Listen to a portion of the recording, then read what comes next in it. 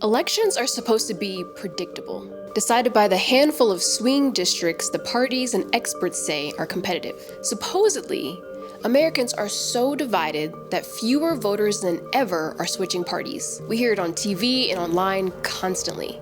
There aren't supposed to be big surprises on Election Day. There's just one problem. It isn't true. Steve, you wanted to jump in here for a second? Yeah, just an interesting development, but I want to flag this right now because this would be a big surprise. The 3rd District of Colorado, Lauren Boebert, the Republican, put this in some perspective.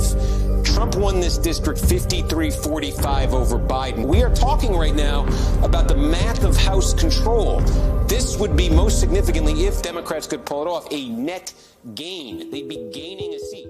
On January 1st, 2022, there wasn't a competitive candidate running against Lauren Boebert in Colorado's 3rd congressional district. All the experts said the race wasn't winnable.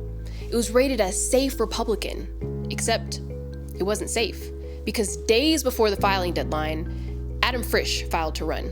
You may be thinking this race is just an anomaly, that it was just luck that Adam came that close.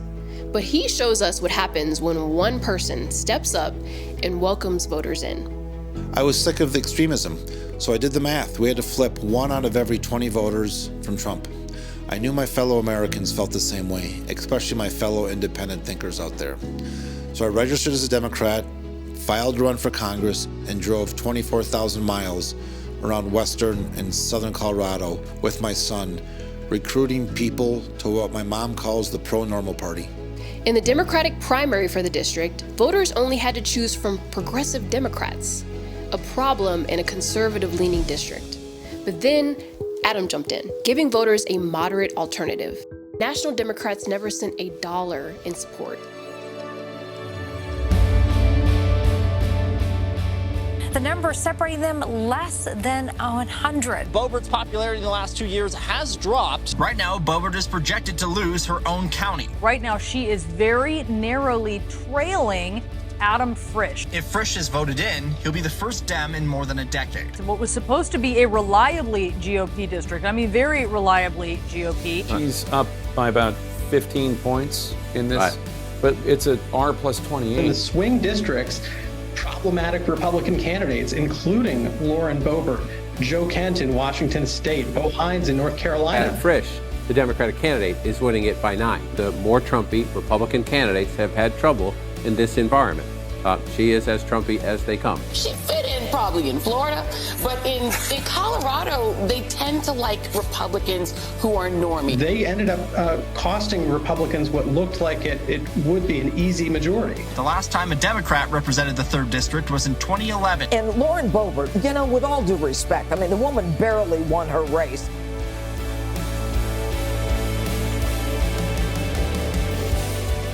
What an extra week of media buy in Denver, $250,000 here or there, done it.